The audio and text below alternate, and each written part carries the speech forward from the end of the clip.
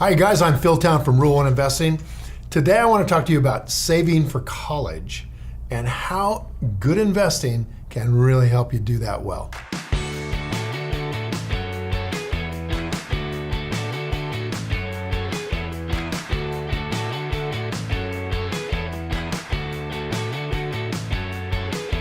So over the years, college expenses have climbed like sickeningly higher, way faster than the cost of living, which is really an interesting phenomenon, right? Why would that happen?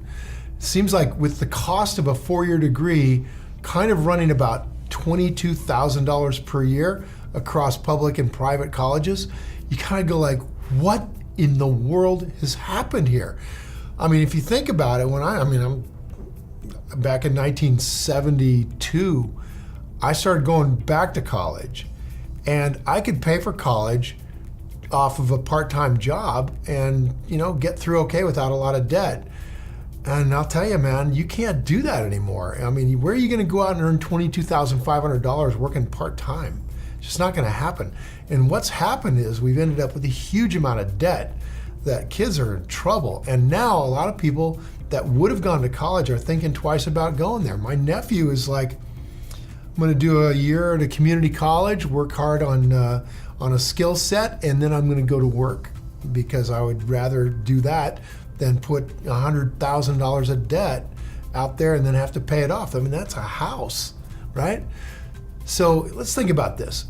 The importance of having a college education is bigger now than it was even 30 or 40 years ago. And if you're going to go in any kind of professional career path, you got to have a college degree. In fact, you got to have more than a college degree, right? So for these combined reasons of, a lot more money and the importance of having a college degree for anybody that's going on a career path, it's critical that you start to effectively put money away early. You don't want to come out of college with $100,000 of debt. And saving for college really presents some unique challenges. It's really tough. And overcoming these challenges requires a sound investing strategy for a couple of reasons. Number one, we don't have an infinite amount of money to put away. It's tough. And you got to start saving for college when your kids are little, right? And second, if all we're doing is saving for our kids' college, we're not taking care of us for our retirement. And that's a really big problem. So one of the biggest challenges for saving for college is the fact that you're going to be working on a very specific, condensed timeline. Most students start attending college around age 18. So that means if you start saving the day your child is born, you've got 18 years to get enough money, or maybe 19, to save up enough for your kid to go to college. And if you're a student saving for college yourself, good luck, because you're probably 16 years old already. Go out and get a job, and in 2 years, you got to come up with 100 grand. That's going to be a good trick. So, you're saving for college. Now, you also got to save for retirement, right? So it's incredibly important you start saving as soon as possible. And here's the thing. If you're going to have children, then you got to start putting money away now. I mean, you maybe start putting money away, the moment you get out of college and start a job. Saving for college as a student's tough. Saving for college for your kid while you're saving for retirement, tough to nearly impossible. And what that's done is led to an incredible amount of student debt. And these graduates are now dealing with it when they graduate. I know people who are medical doctors who have so much debt, they're not really worried they're going to be able to pay it back. But the problem is they're looking at a decade of not being able to do anything except practice medicine, work 60 to 80 hours a week, and eventually get that debt paid off from going to college and going to med school. This is crazy. This is crazy, okay? And I'm a little bit bitter about what the government has done that's created this insane cost of going to school, far, far greater than the cost of living. But let's just talk about basically how you deal with it, and then maybe we can figure out someday how to fix the problem for everybody. So you know that every little bit counts when it comes to reducing the amount you have to take out in loans. That's an absolute fact. So anything you can do is helpful, right? Now, one popular way to save for college is a college saving plan called a 529 plan. And these plans, they make it really easy to put money aside. And if you have a financial advisor, they're going to tell you about it. But if you don't, and most of you don't, right? then you're gonna have to know about it yourself. It's a tax-sheltered investment, which means that the earnings are not taxed inside the 529 plan in whatever you're investing in, as long as the money's used to pay the educational expenses of the plan's beneficiary, your kid, okay? Now, with that said, you also in the 529 plan have this really cool ability to change the beneficiary of the plan at any time.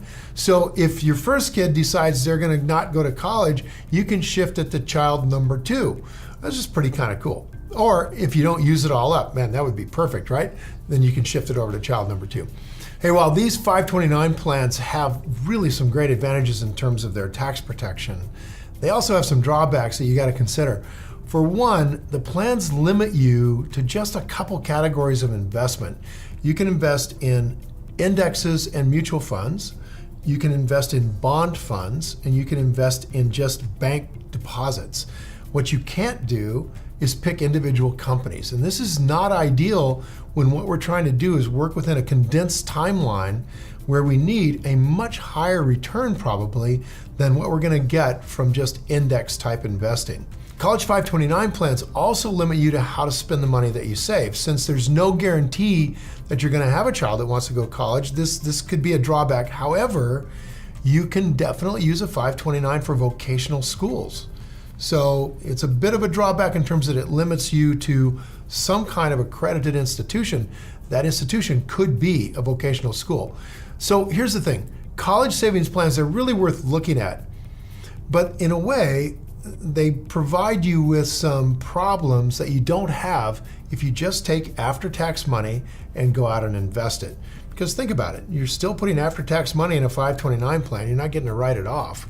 It's just within the plan, you grow the money without taxation.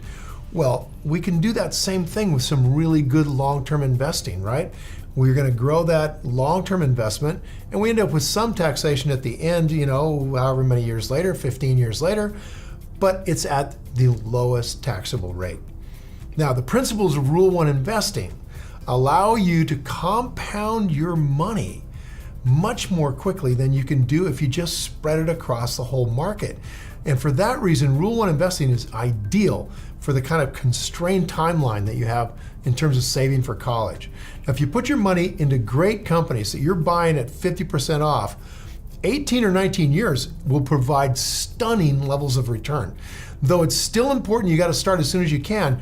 If you're looking for the best way to start investing, which you can build into something that will really pay for your kids' education, I'm really going to encourage you to explore the benefits of investing on your own using Rule 1 strategy, the way we're taught by Charlie Munger and Warren Buffett.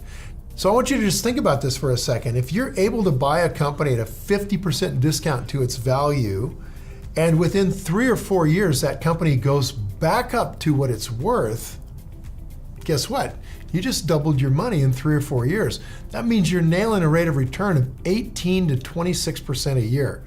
Now think about it. If you start putting away, let's say, maybe you could put away $1,000 a year for 18 years, and you're compounding that initial $1,000, doubling it every 3 years, what would happen? That first $1,000 becomes $2,000 in 3 years. 6 years, it becomes $4,000. In 9 years, it becomes $8,000. 12 years, it's $16,000. And in 15 years, it's $32,000.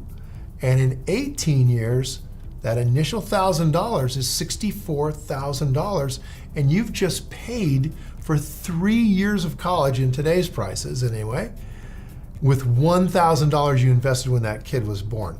Imagine now, if you do that every year, $1,000 every year, now maybe you're not compounding it at that high of a rate, but you can see if you start to run the numbers with this, that getting a high rate of return allows you to both save for your retirement and have money there for your kids when they're ready to go to school. Isn't this worth some time to learn how the best investors in the world invest?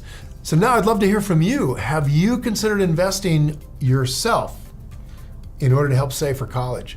And what did it scare you? Let's hear about that. Leave a comment below with your answer, and I'll be sure and follow up with you. And thanks for watching, you guys.